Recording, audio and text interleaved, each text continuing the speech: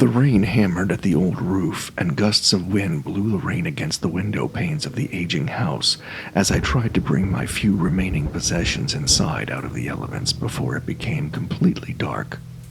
These storms aren't unusual this time of year, but they can really put a quick damper on anything you've planned to do for the day. Being unseasonably cool for early spring here didn't make things any better, and I was already shivering from the wet and cold, even with my jacket on.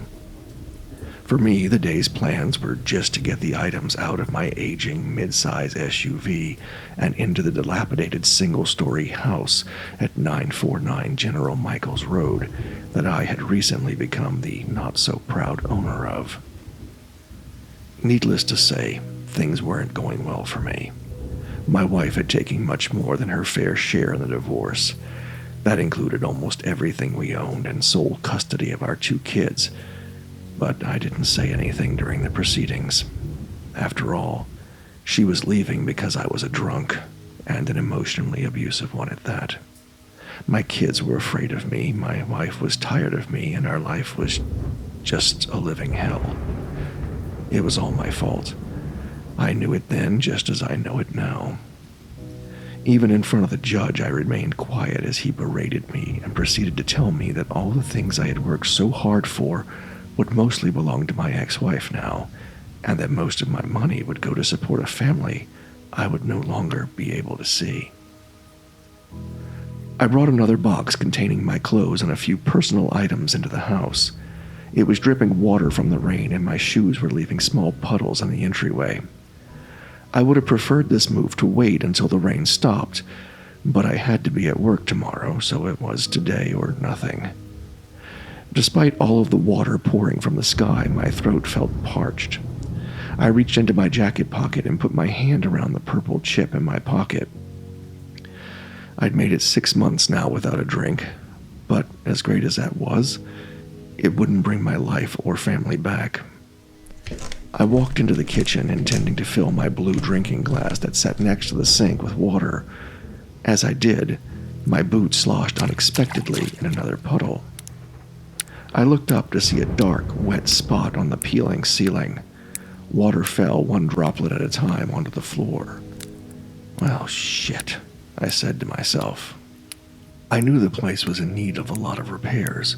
Taking on what was basically an unwanted dump was the only way I could have afforded a house at all.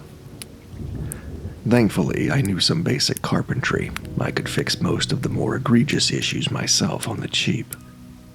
Lightning flashed and thunder followed as I rooted around the creaky cabinets under the sink. The prior owner had left some odds and ends behind, and thankfully, one of them was a small red bucket. I placed the bucket under the leak, knowing it was all I could do for now until the rain stopped. Sighing, I stood up and went back to my drink of water. The glass was missing. I could have sworn that I had seen it on my way into the kitchen. It had been there since this morning, and I had used it several times. Where did it go? I looked around briefly. It really wasn't easy to miss. The cobalt blue drinking glass was tall and plain and was the only one I owned like it. Well, most of my kitchenware was unique, to be honest, a mismatched collection of things picked up from thrift stores and old items from my bachelor days. There weren't many hiding spots in the small kitchen: an old stove, an old sink, and an old wooden bare table in bad need of a repaint that had been left behind along with 2 old wooden chairs. Whatever, I said to myself. I turned on the squeaky water faucet in the old white porcelain sink and just leaned forward and drank from the running tap. It wasn't like anyone would see me. The old house was surrounded by woods and sat just off of a wooded country road that hardly anybody lived on, or, I suspected, wanted to live on. As I drank from the tap, I suddenly got a coppery taste in my mouth and jerked back. What looked like blood was pouring from the faucet now, thick and shiny. I spit out what was in my mouth. What the fuck?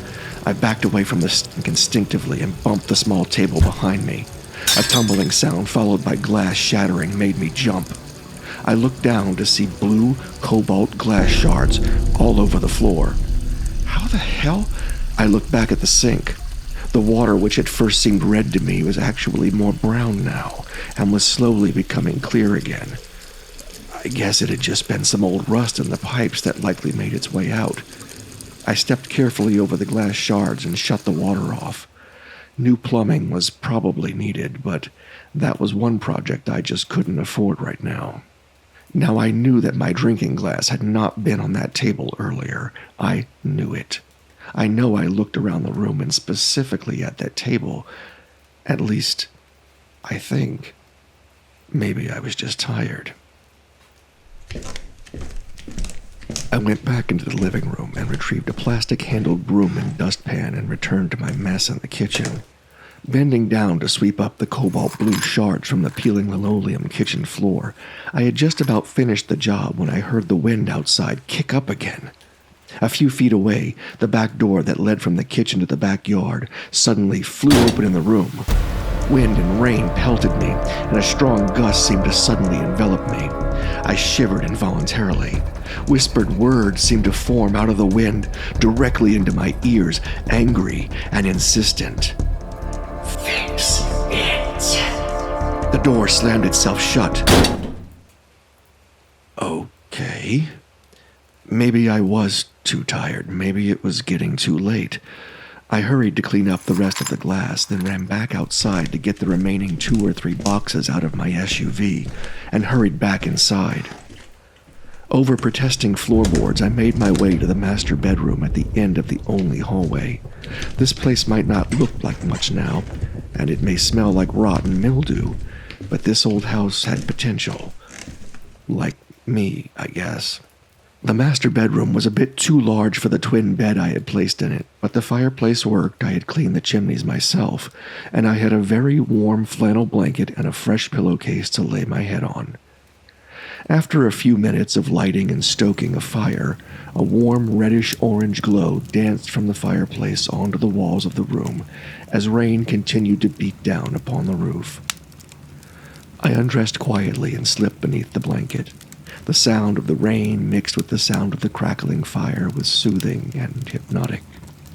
I put my head upon the smooth, soft cotton pillowcase and was asleep before I even knew I was drifting off. I opened my eyes to a room nearly completely dark. The gentle tapping of rain on the roof was the only sound I heard. The fire I had started hours ago had burned down to gently smoldering embers, giving the room a dark, deep red-orange color. Even though I was covered by the blanket, I was still freezing. I could see faint vapor forming from my breath as I slowly sat up in bed.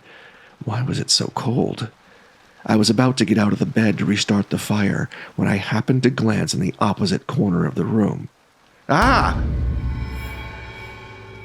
Slumped in an old armchair that had been left behind in the far corner of the room was the figure of an old woman. Had she snuck into the house during the night? Ma'am? I called out quietly. No answer. I noticed something strange about the woman in the chair. Her hair, her long gray hair. It looked like it was wet or glistening and, oh shit! Brain matter and blood were splattered on the walls behind the old woman, wet and clumpy, slowly sliding down the wall. The scent of copper suddenly filled my nostrils. It made me nauseous. A handgun rested on the floor near the old woman's feet. Oh my God, I said out loud, my breath appearing in puffs before my eyes. I reached for my cell phone to call for help for the woman and realized I had left it in the living room. I shivered violently. The woman's head lifted suddenly and swiftly. I screamed involuntarily. Her eyes were wide open and shining with a hideous glowing blue color. Her lips were black and appeared to be burned, curled into a hateful snarl. I couldn't speak. With unholy speed, she was suddenly at the side of my bed, blood and matter dripping down her old threadbare nightgown. I screamed again. Fix it. She screamed into my face. I could feel her breath like a gust of harsh wind, the smell of rot and decay making my stomach turn. Fix it. She screamed again, grabbing my face, puckering my lips like she wanted to force me to say something. I tried to scream again, but I couldn't. The old lady pushed me backward impossibly hard, and I hit my head against the headboard with a loud crack. Everything went dark. I opened my eyes to a gray, wet morning. The small yard, old brick well, and thick woods behind my house seeming to blur together through the wet, curtainless window panes along the wall of my bedroom. I immediately jumped up, but there was nothing there. No woman, no blood, no gun. Just an empty, old chair. It must have been a dream, but it was so real, more vivid than any dream I had ever had, even in my most drunken stupor. I could still faintly smell the coppery smell of blood, the putrid smell of the old woman's breath. I slipped out of bed and into the clothes I had left on the floor when I got undressed the night before. My right hand went to the purple chip in my pocket. A drink would certainly calm my nerves, just a little drink. But no, I had worked too hard for this, and I had too easily slipped down that rabbit hole the first time to even risk that happening again. Like flashes of lightning on a dark night, the long, drunken road that led to the sorry state I was in now pulsed in my mind. Before being the underpaid accountant for a local construction company that I am now, I had been working for a pretty large, privately owned mortgage company. I was a senior director in charge of loan recalls and acquisitions. If that sounds like a strange title, well, it was.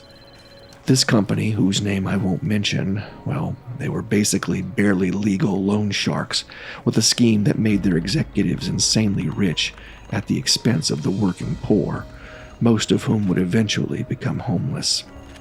I knew pretty soon after being hired that it was wrong, but I kept quiet. The money was amazing and my family was happy. The scheme worked like this. The company would buy up houses for pennies on the dollar that were about to be condemned in various low-income neighborhoods, do only minor cosmetic and other repairs to make it look like it wasn't actually falling apart, then use their own in-house inspectors and paid-off county officials to certify the houses as fit for sale. They would then inflate the price of the homes to 10 or 20 times what they were actually worth. They advertised exclusively in poor neighborhoods, with signs like, "Need a home? No credit checks. Get a mortgage today." Of course, the poor shills would pour in, at which point the company would approve them, of course, but only if they bought one of their slum houses at the ridiculous price they had set. They would demand thousands down and ridiculously inflated closing costs, all of which were set by the company. The unsuspecting soul, after paying up and signing a hideous note that would start out small and then balloon to the highest interest and payments allowed by law, would then be given the keys and deed to his house, seemingly to live happily ever after. Not by a long shot. I cleaned myself up in the small ensuite bathroom in the house as I heard the rain let up a little outside. After a good shave and a quick shower, I put on some cheap but clean business casual wear and left the house for work with plenty of time to spare in this constant rain. On the way there, with windshield wipers beating a constant melancholy rhythm, I couldn't help but continue to think about the company that had helped ruin my life. So, after the customer/victim had about 3 happy months in their new house, the balloon interest and higher payments would kick in, taking a note that cost them a few $100s a month to a few $1,000s a month. Of course, these folks couldn't afford that, and they would come without fail, begging for help. My department was responsible at this point. We would tell them there was nothing we could do and that they had to pay up, or else. At that point, we flagged their home in our system into a watch status, and the first time a payment was even 1 day late, we started foreclosure proceedings. People screamed, they cried, they threatened. It did no good. We took their home back, kept all the money they had given us to that point, and if my department determined the house was no longer worth what it was mortgaged for, It never was. We would then search for assets they or any co-signer owned elsewhere, and use our team of in-house lawyers to seize and sell whatever property we could to make up for our quote-unquote loss. These poor souls had given us their life savings and would leave with nothing but the clothes on their back. The company would bank around $10,000 to $15,000 per victim, then put the house back on the market and do it again and again. With houses owned across several states and hundreds of neighborhoods, the profits were astronomical. I knew it was wrong. I knew there was corruption and illegal activities. My body was in a constant state of anxiety over what I was doing and the possibility of being caught. Yet, I kept quiet. Instead, I turned to drink. The numbing fire and burn of a shot of whiskey would quiet my nerves and my conscience, help me to justify that it was all for my family, and they were more important than any poor bum. Soon, just one shot wouldn't do, or two, or three. Before long, I was buying the cheapest gut-burning whiskey I could by the case, and even began drinking on the job just to get through the day. My home life fell apart. I became an angry, screaming, and irritable husband and father. My 2 little girls became scared of me. My wife became unforgiving. Rock bottom for me came the day when that thing happened. That horrible, horrible thing. I wanted to tell someone, to finally blow the whistle, to confess it all. But before I could, they fired me, and then threatened my wife and my children's lives. So I stayed quiet, left, and never looked back. By that point, the divorce had been filed and my life had been ruined. They ruined me just like they ruined everyone else. As I pulled into the parking lot at work, I remembered how it all ended. The company folded just before my divorce was finalized. The greedy thieves that called themselves executives must have seen the writing on the wall. Everything shut down and just disappeared, as if it had never existed. Those they couldn't pay off were threatened, or worse, I guess. I somehow made it through the workday with my mind a million miles away. I just couldn't stop thinking about it all, especially the vivid dream from the previous night, the anger and hatred in that old woman's eyes. It was as if she knew all of the secrets I kept, and maybe she was one of them. Something was eating at me, a nagging suspicion at the back of my mind, and I just had to find out for sure. Thunder rumbled ominously in the sky, portending the evening storm to come, as I pulled up in front of my house returning home from work. I went into the master bedroom to change from business casual into something more comfortable. As I placed my rain-damp clothing into the hamper in the small closet, I reached up onto the shelf above the clothing rod. Stretching all the way to the back, my hand finally touched the cool metal of the small portable safe that I had stored up there. Taking the safe down and moving it to the bed, I knelt on the floor beside the mattress. I rotated the combination dials in sequence and heard the satisfying click of the lock as it released. I opened the safe and looked inside. Beneath a few personal identifying documents for myself, I grabbed the manila envelope I was looking for. Carefully, I opened the clasps of the envelope and slid out the contents inside. The first item was a familiar form to me from my old employer, an internal foreclosure detail form. I had handled hundreds of these at my time with the company, but this one was different. Glancing over the form, chills ran down my spine as I remembered the chain of events that led to this form ending up in this hidden safe. At the top of the form was a name, Viola Opfer. Miss Opfer had been my client, an elderly widow who had fallen for my company's trap and was being foreclosed on just as we had planned. I remember how she had begged me over the phone to let her keep her house, explaining that she had already given us everything she had, pleading through tears that she couldn't even afford the cab ride to come and visit my office in person. I hadn't cared, hadn't even listened really. I followed the common procedure at that time and had chided the poor old woman and told her in my half-drunken state how she was too old anyway to have a house. I told her the foreclosure would proceed, so I suggested she find someplace else to live. She cried and asked where she was supposed to go. I suggested the cemetery under a headstone, and then actually laughed before slamming down the phone. A week later, I was called into my boss's office. He explained in hushed tones that Miss Opfer had committed suicide in her home, and our foreclosure cleaning crew had found her that morning, the victim of biting hard on the barrel of a handgun and pulling the trigger. I remembered how my heart had slid into my stomach and how my blood had run cold upon that news. I remembered how guilty I felt, how much I wanted to confess to someone, anyone, what had happened. But I didn't, did I? I put down the form and looked at the next item from the envelope. It was regular letter-sized paper printed from my email program at my old job. It was dated the same day that my boss had called me into his office. It was from the executive vice president of the company. It said simply, "Mr. Harito, please bring all files, documents, and any other document whatsoever pertaining or containing Miss Viola Opfer's name to my office at once." I had done as he asked, bringing all the documents and files to his office. The executive was expressionless as I entered. There were no pleasantries.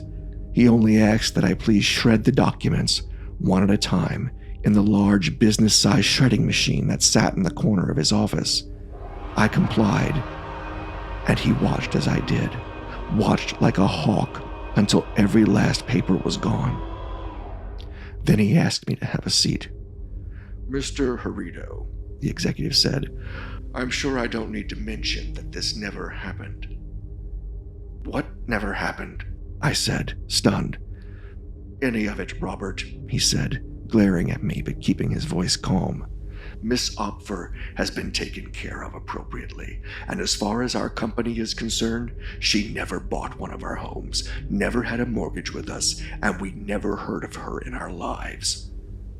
"But sir," I said, alarm sneaking into my voice. "Mr. Harito," the executive said, never raising his voice but cutting me off, "I would strongly suggest that you find employment elsewhere. We've taken the liberty of forging your resignation, unless you'd like us to tell your next employer about your little drinking on the job issues." "That's blackmail," I uttered.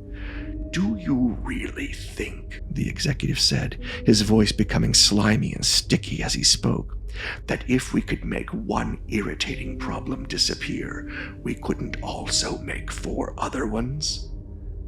"4?" I said, confused. "Your wife's name is Georgia, isn't it? And I believe your girls are named Melody and Grace, right? Plus Daddy makes 4. I couldn't speak. I didn't know what to say. "Thank you for your service, Mr. Harito. Good day." And with that, he walked out of his office.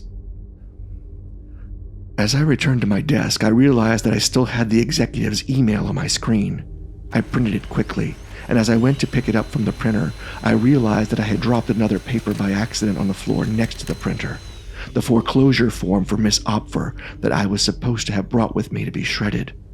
I picked it up, hurried back to my office, drained the last of the whiskey in the bottle in my desk, and quickly shoved the papers I held into a manila envelope before packing my desk and leaving quietly. My heart was beating fast now in my chest, my breath coming in ragged breaths. The old lady in my dream, the gun, the blood. Oh God, what had I done? Why had I stayed quiet? Was this why she... Wait. I shuffled the paper back and looked at the foreclosure detail form again. Miss Opfer's address, the house, the address. I breathed a sigh of relief. 176 June Meadows. Not my house. Not my crappy, no-good, leaky house at 949 General Michaels Road. It had all just been a nightmare. Of course it had been. Of course it had been. A cacophony of sound erupted from somewhere in the front of the house. I jumped up and ran toward the noise. Entering the kitchen, I stopped short as I surveyed the impossible scene before me. Every drawer, every cabinet stood open, its contents thrown all over the room as if by 50 people all at once. Plates and glasses were shattered. Silverware was stuck impossibly in the far wall. A gallon of milk sat on its side on its shelf in the open refrigerator, spilling its contents onto the floor. Sodas had spontaneously exploded, dripping like thin brown blood from every wall of the refrigerator. Sticky puddles of food and condiments pooled on the floor, flowing down the walls, dripped from the ceiling. "What the unearthly fuck?" I screamed out. A loud thud sounded down the hallway, coming from my bedroom. "What now?" I yelled. I ran back to the master bedroom. Entering the room, I saw one of the large butcher knives from the kitchen stuck deeply into the far bedroom wall, right above my headboard. Pinned by the knife was the manila envelope I had taken out earlier. I couldn't speak. I felt dizzy. What the hell was going on? Was I going insane? I approached the knife in the wall, intending to remove it, when I noticed that something was hanging loosely from the opening of the manila envelope. I grabbed it and jerked it out. A chill shot through me. It was a picture of my wife and kids playing in our front yard just before the divorce had been filed. They looked so happy, but this picture was one I never took. It was taken through a zoom lens across the street, operated by someone they never saw. On the back of the picture were the words, "Keep your mouth shut, or they'll all disappear like Miss Opera." It was a threat left in the front seat of my vehicle the day I moved out. I guess someone knew I had nothing left to lose now, and might just talk. This photo had convinced me otherwise. It had become icy cold in the house now. I felt like someone was watching me. I turned instinctively toward the corner of the room. In the chair sat the old woman again, her face a mask of decay and rot. Her eyes shone with a blue, ghastly light. Her mouth was turned up in a snarl. She raised a bony, decaying arm at me and pointed a finger with a gruesome, long black nail at me. The sound of her angry, hateful voice seemed to come from everywhere and nowhere all at once. The windows in the bedroom blew out one by one as her voice shook the walls, impossibly loud. I could smell her putrid breath as if I were bathing in it.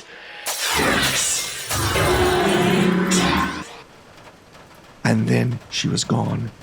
The temperature quickly rose in the room. Rain blew in lightly through the broken windows. Lightning flashed and the storm moved closer.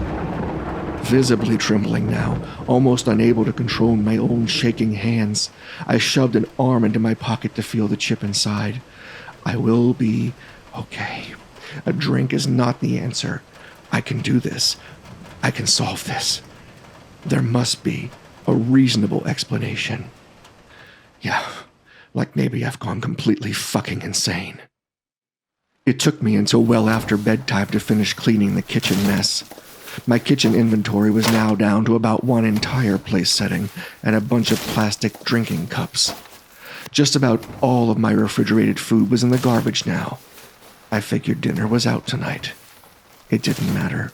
I wasn't hungry anyway. I taped some trash bags over the broken windows in my bedroom and mopped up the water the best way I could. I had carefully taken the knife out of the wall, put my documents back in the safe, and re-hid it in my closet. Although I dreaded going to sleep, my body was exhausted, and I hit the pillow hard after cleaning the house. I slept without incident through the night. The next day at work, I was actually quite productive, which was a good thing because it was time to close the books for the month, and I needed a clear and quiet mind to get everything right. Toward the end of the day, Greg, my boss, came into the small office they had set aside for their loan accountant. He signed the papers and various checks I had laid out for him as we chatted amiably. Before he left, he said he needed to hurry home and asked if I would put away the couple of project books he had left out on his desk. Of course I agreed, and once I was finished with my work for the day, I turned out the light in my office and grabbed the books from Greg's desk as I headed toward the storage room near the back exit of the building. As I put the thick binders back in their places along the sturdy shelves that were built into the walls of the fluorescent-lit room, I happened to notice something out of the corner of my eye. Another thick binder with the words, General Michaels Project, printed down the side. "Well, hello," I said, recognizing the name of my street. I wondered what construction our little company had been up to on my street. I grabbed the binder from the shelf and took it with me, switching off the light as I left the storage room.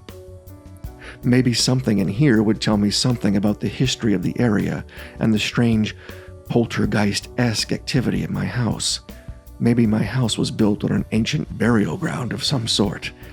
I chuckled to myself, in a good mood for once, as I began my commute home. The rain had let up finally as I arrived home, although the sky was still overcast. I changed clothes, microwaved a frozen dinner that miraculously had not been flung across the house, and sat down to an early dinner. As I waited for my meal to cool down, I turned the pages of the project binder I had taken with me. Bids, proposals, receipts, emails, so many things filed in here, and I had no idea what the company had done.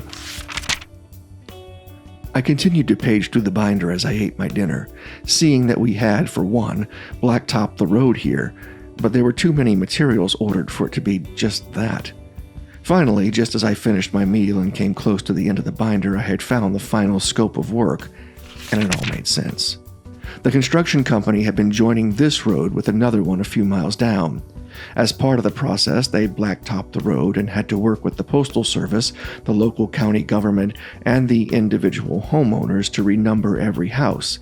You see, the road itself was being renamed to continue the name of the more historical road it was now a part of, and all the houses had to be renumbered as a result. Amused, I kept reading the scope of work. Then a cold chill ran down my spine. The original name of this road was not General Michaels. It had been June Meadows. Holy shit. I ran out of the kitchen into the front of the house. Thunder rumbled in the distance as another storm seemed to approach. I went straight to the thick, black wooden numbers nailed on the front of the house. Clawing at them like some wild animal, I pulled the 949 off and, to my horror and shock, there, clearly behind the numbers, was the old outline, never painted over, of the house's original number. 176. 176 June Meadows. By some incredible, horrible coincidence, this house had been Miss Opera's house after all, the place where she killed herself. Because of... I ran back into the house and toward the kitchen. I needed to know more. As I approached the threshold between the living room and kitchen, she suddenly appeared in front of me, as real as anything I had ever seen. Viola Opfer. Her bloody and threadbare nightgown clung to her elderly, rotting body that seemed larger than it should be. Her eyes glowed bright blue as she snarled at me, just inches from my face. Ah! I screamed out loud and moved back from her into the living room. She screamed even louder and appeared right before me again, as if she had teleported in an instant. I turned to head out the front door. She was already there. Fix it. She screamed, rotting black spittle hitting my face as she did. I turned back around, intending to escape out the back door in the kitchen. Instead of teleporting, I heard her shuffling behind me, heavy and wheezing. It sounded like a dozen people dragging themselves across the floor instead of just one old, pissed-off ghost. In the kitchen, bright yellow and orange flames leapt from the stove. The binder I had been reading was now on the stovetop, and it had caught on fire. The fire burned as if it had been fueled by gasoline, flames leaping up higher than would have been expected from a simple paper fire. In horror, I watched as the wall behind the rickety old stove caught ablaze, quickly spreading. "Shit!" I screamed out, looking for something to douse the flames with. My red bucket on the floor. It was gone. Suddenly, screams erupted and I turned back toward the living room. Viola Opfer stood in the passageway, her piercing, glowing eyes joined by those of at least 10 others that I could see. Were these other victims of my prior employer's schemes? Other people that had lost their lives due to our greed and corruption? Viola leaped forward at me, screaming and hissing as the others behind her trailed, zombie-like behind, moaning and hissing, their bodies in various stages of decay and rot. I felt like I could vomit. They came shuffling toward me and I screamed, moving backward until my back hit something hard behind me. The door. I grabbed the handle behind my back and twisted it, opening it and turning myself toward it in one smooth movement, letting myself out and closing the door behind me. The wails of a dozen or more pissed-off dead people screeched through the encroaching night as lightning flashed through the sky and a bone-rattling peal of thunder rang out through the air. Rain began to fall in fat, cold drops. I turned to run toward the front of the house. Viola Opfer was already there, decayed even more than she had been before. Her dead toadies surrounded her, all older and decaying, some with flesh falling off of their bones right before my eyes. Screams, moans, and hissing filled the air, along with lightning and thunder. The mob surged toward me and I began to walk faster, apologizing as I went, tears streaming down my face. I'm so sorry, I said. I didn't know they would do this. I'm sorry. The crowd wasn't moved. They continued to approach and I continued to retreat backward. I was sick, I explained. I needed help. I didn't mean for any of this to happen. I should have said something. I shouldn't have remained quiet. I'm so sorry. Out of the corner of my eye, I could see thick, black smoke rising from my house. Flames began to leap out of one window. My crappy house was being destroyed by a quickly spreading fire. In a flash, Miss Opfer's bony, rotting hands were around my neck. I could feel inhuman pressure as I choked and tried to get her off of me. She was pushing me backward and I could feel myself losing consciousness. I hit something hard at the level of my waist. The well. The old well in the backyard. Miss Opfer kept pushing me. I was trying to breathe, but I couldn't. I felt myself falling as she pushed me over the well wall. I heard bones cracking as I hit the bottom of the well full of mud and water and dirt. Pain shot through me and I screamed out. The rain was pouring now and thunder shook the sky. I looked up and saw only a circle of dark sky filled with rain clouds and dark smoke as my house continued to burn. I tried to stand, but I couldn't. My ankle must have been broken when I fell, perhaps an arm too. I slipped in the slick mud and fell onto my face. My eyes locked with Miss Opfer's. Only this time, there was no light in her eyes at all. Her eyes were missing, food for whatever had been buried down here with her. Her corpse was in the well. All of the rain had flooded the ground in the well so much that this water had brought her body back to the surface. She didn't look angry anymore. Just sad. So very sad. I reached into my pocket. My phone was still there. I took it out and dialed for help. I had actually broken 2 ribs, a wrist, an ankle, and a leg. I needed surgery over the next few days to set everything straight.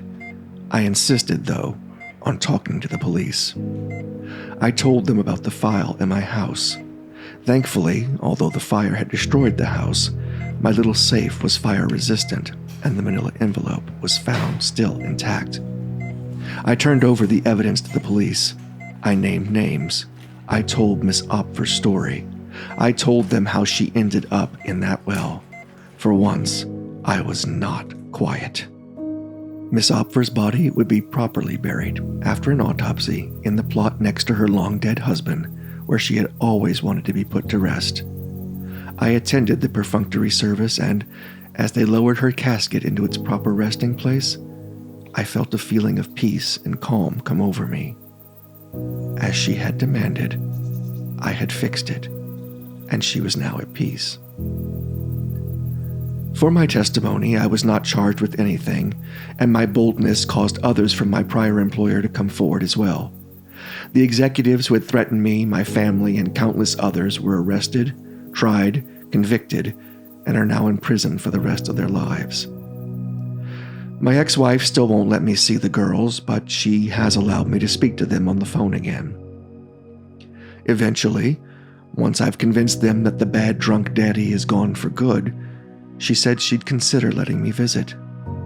That's good enough for me for now. One step at a time. Insurance paid for the destruction of my home. According to investigators, faulty wiring had caused the fire, not evil, restless spirits. Based on the calculation of rebuild costs, I got enough money to buy a small but new home in a subdivision not far from work. I guess the saying's true: when you see something wrong, say something. We all have lives and goals and desires, and it would be so much easier to just look the other way. Take it from me. Don't be quiet.